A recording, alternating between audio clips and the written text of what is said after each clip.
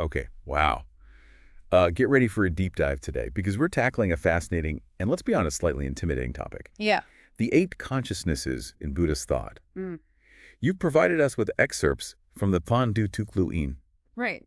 which is no easy read. It's not. I'm honestly wondering if I'll need a meditation retreat myself after we unpack all of this. Well, it's true. The concept of consciousness can be a bit of a head scratcher, but that's what makes this exploration so rewarding. Even folks who have been studying Buddhist philosophy for years find themselves uncovering new layers of understanding. Right. The key is to approach it step by step, just like the text itself. Absolutely.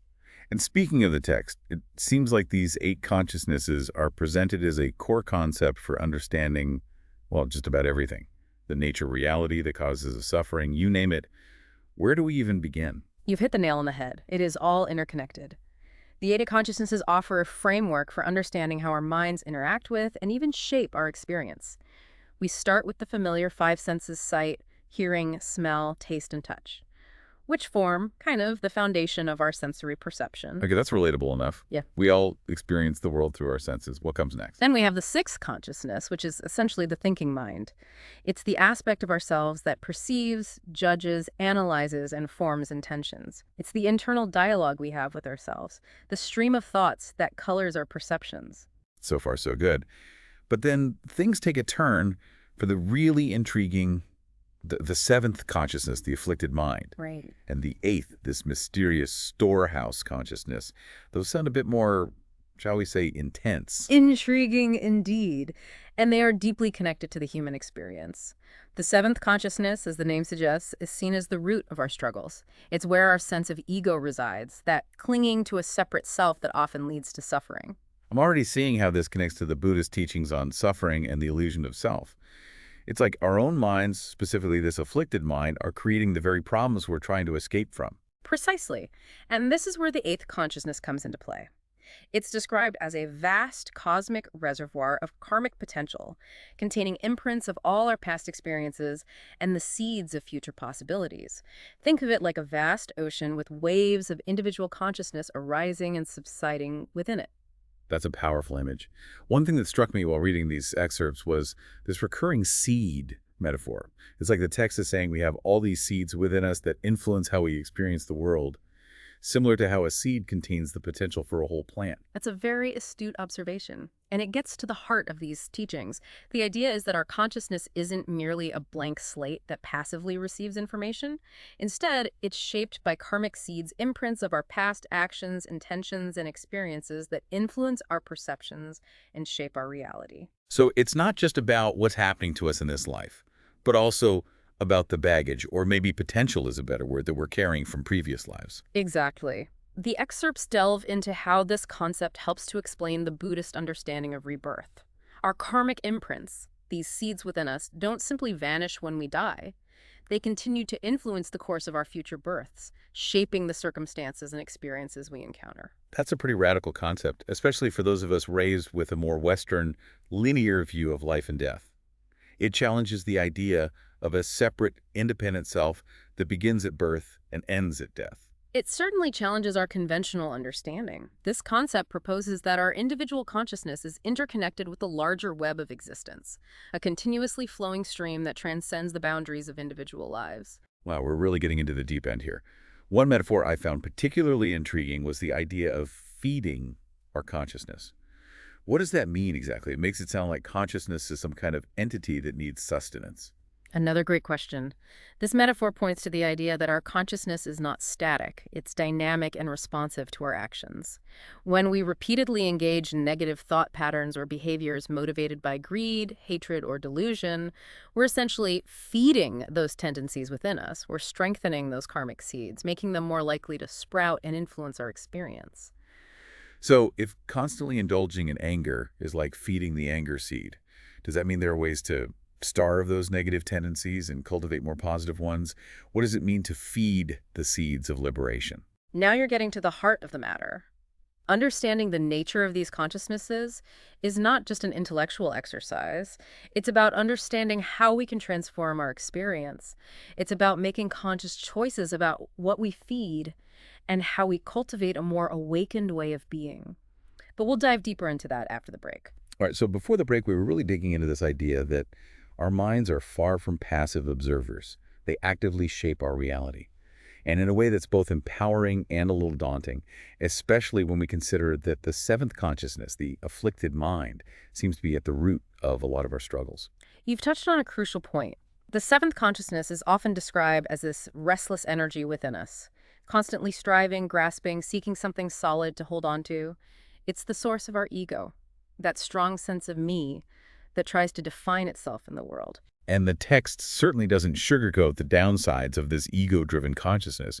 It describes these four afflictions: Right. self-view, self-love, self-pride, and self-delusion, that sound like a recipe for, well, suffering. The text is strikingly direct, isn't it? But that vividness helps to highlight just how insidious these afflictions can be. They're not just abstract concepts, they operate at the core of our being. Self-view, that fundamental belief in a separate, independent self, is where it all begins. And that naturally leads to the other afflictions, right? Yeah. You cling to this idea of me, which makes you crave things that you think will benefit me. That's self-love. Then you need to feel like me is better than others, hence self-pride. And finally, there's self-delusion, which keeps the whole cycle spinning because you're blind to the reality that this me is actually quite fluid and interconnected with everything else. Precisely. And these afflictions aren't just personal quirks, they have very real consequences. They color our perceptions, distort our understanding of reality, and drive so many of our actions. They lead to attachment to fleeting pleasures, aversion to anything that challenges our ego, and this constant underlying sense of dissatisfaction. I'm starting to see why the seventh consciousness is called the afflicted mind. It's like looking into a funhouse mirror. Everything is distorted. The text also gets incredibly specific, listing all these mental factors associated with this afflicted mind: doubt, regret, laziness, envy, pride, anger. The list goes on. I have to say it's a little too relatable for comfort. What's fascinating is that by recognizing these tendencies within ourselves, we begin to understand how our minds can create suffering. It's like the text is providing a detailed map of the pitfalls we encounter on the path to liberation. So instead of beating ourselves up for having these thoughts and feelings, we can start to see them as simply part of this seventh consciousness at work. Kind of like, oh, there's that self-doubt cropping up again. Thanks for the heads up, afflicted mind. Exactly. Awareness is key. It's not about judging ourselves for having these tendencies, but rather understanding how they operate and ultimately learning to loosen their grip on our experience. Okay, this is where I start to feel a glimmer of hope amidst all this talk of affliction. If we can become more aware of these patterns, does that mean we can actually change them? Can we choose not to buy into the narratives our afflicted minds are constantly spinning? That's the exciting part. It's not about eradicating the seventh consciousness entirely. It plays a vital role in our human experience. But by understanding its nature, we can start to make more conscious choices about how we respond to its influence.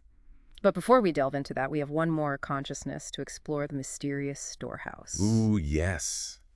The eighth consciousness, the grand finale.